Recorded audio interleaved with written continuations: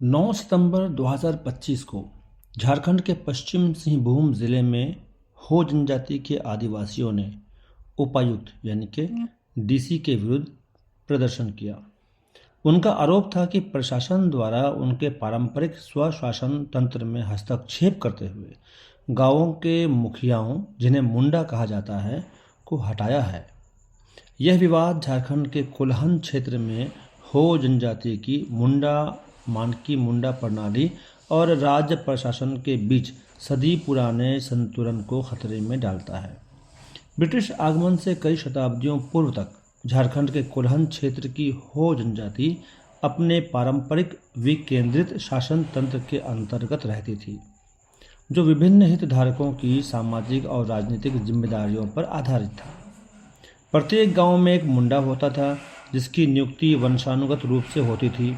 मुंडा, जो गांव का मुखिया होता था, गांव स्तर पर सामाजिक राजनीतिक विवादों के समाधान के लिए उत्तरदायी होता था।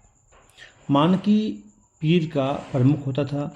इसमें सामान्यतः 8 से 15 गांव सम्मिलित होते थे। यदि किसी मामले का समाधान मुंडा स्तर पर नहीं हो पाता तो उसे मानकी के पास ले जाया जाता था।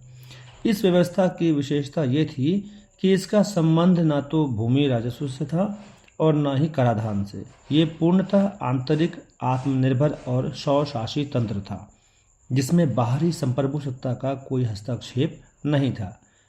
ब्रिटिश शासन के आगमन के बाद इस प्रणाली पर दबाव पड़ा।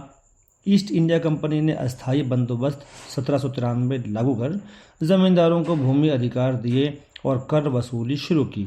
इससे आदिवासी भूमि पर अतिक्रमण बढ़ा और हो तथा कोर विद्रोह जैसे आंदोलन हुए। आखिरकार अंग्रेज़ों ने समझौते की रणनीति अपनाई और 1833 में कैप्टन थॉमस विल्किंसन ने विल्किंसन नियमावली तैयार की, जिसने मानकी मुंडा प्रणाली को औपचारिक रूप दिया। स्वतंत्रता के बाद भी ये व्यवस्था कोल्हन क्षेत्र में बनी रही। 2000 में पटना उच्च न्यायालय ने इसे प्रथा माना, पर विकल्प न होने से इसे जारी रखा गया।